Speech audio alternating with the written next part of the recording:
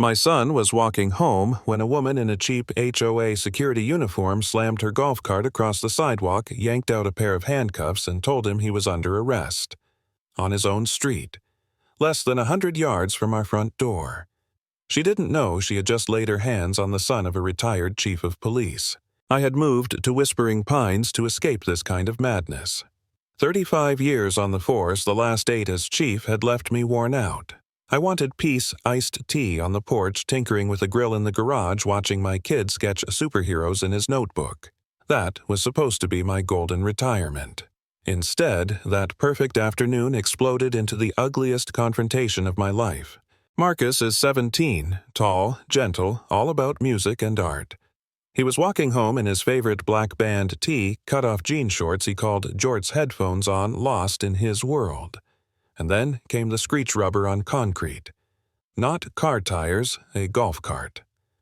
I stepped out of the garage and saw her. A woman in her 60s helmet of stiff blonde hair, blue polyester uniform so tight I thought the seams might burst. She blocked his path, fingers stabbing the air, voice shrill enough to cut glass. I heard fragments, your kind. Suspicious my neighborhood. My son pulled off his headphones. Polite, confused, trying to explain. I live right there. My dad's in the garage. She talked right over him, drunk on her fake authority. And then came the line that made the blood roar in my ears.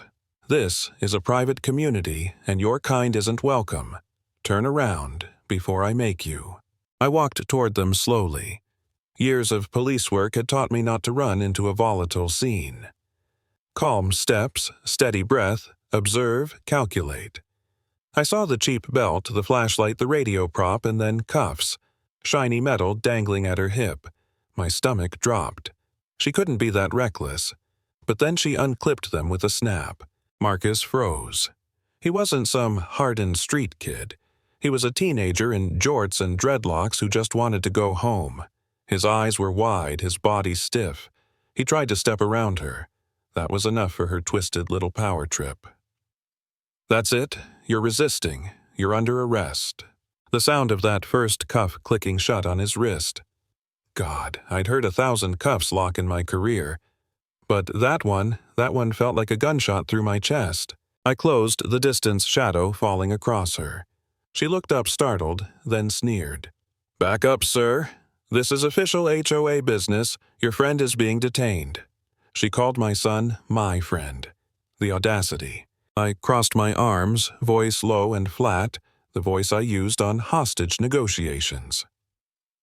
Take your hands off my son. He's under arrest. You interfere, you're under arrest too.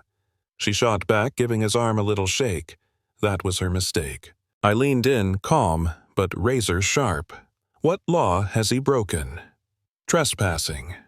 He was walking home. Loitering, he was in motion. Resisting against an illegal order. Lady, this isn't authority. It's unlawful restraint.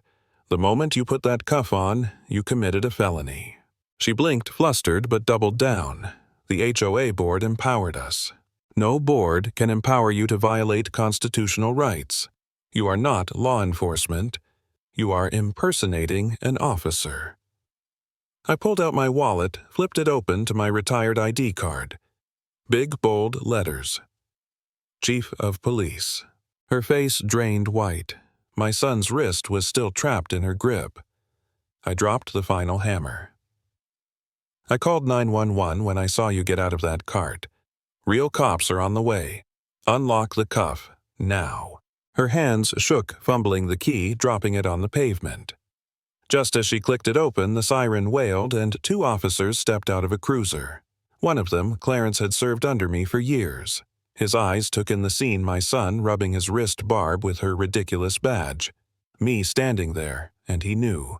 Within minutes, she was in the back of a real patrol car facing charges for unlawful restraint and assault on a minor. You'd think that would be the end.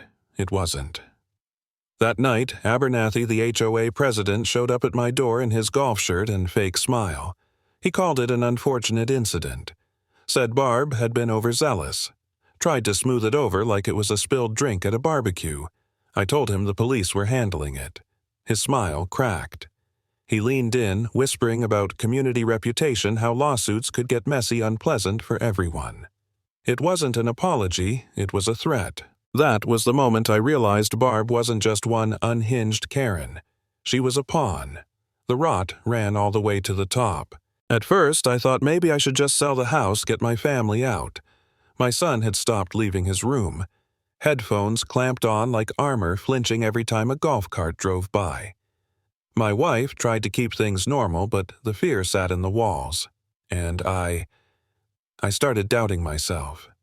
Maybe I'd dragged my family into the wrong place. Maybe retirement peace wasn't for people like us.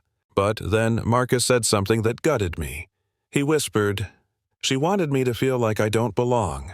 And now I do. I hate it here." That broke me. I remembered being 22, pulled over in my own nice car by two white cops who shoved me on the hood until they saw my badge. For 10 minutes, I wasn't an officer. I was just another black man who looked out of place. I'd sworn then to climb high enough to stop that kind of abuse, and here it was coming for my son. No, we weren't running. We were going to fight. I started digging. HOA bylaws, financial records, resident complaints. I learned Abernathy had created shell companies, landscaping, pool maintenance, even a security solutions firm that got $10,000 a month for Barb and her golf cart. He was lining his pockets with our fees while unleashing a fake cop to harass families who didn't fit his mold of a perfect suburb. Neighbors started whispering their own stories, threats about trash cans, car towing, kids followed home from the park. A pattern of harassment aimed squarely at anyone who wasn't white, wealthy, and compliant. We formed a quiet alliance: an accountant, a lawyer, immigrant families, the elderly man whose car Barb had tried to tow. We shared stories, gathered evidence.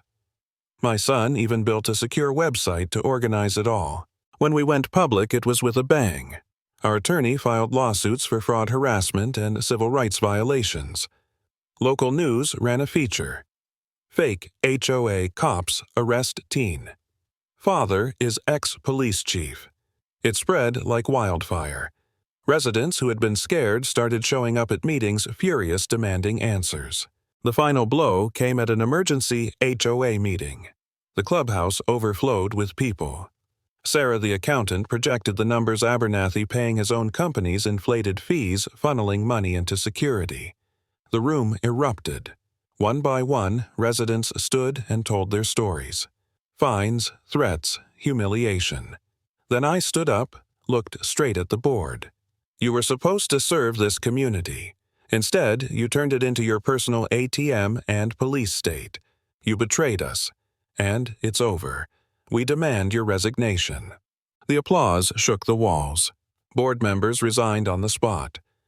Abernathy tried to hide, but the district attorney's office had already moved.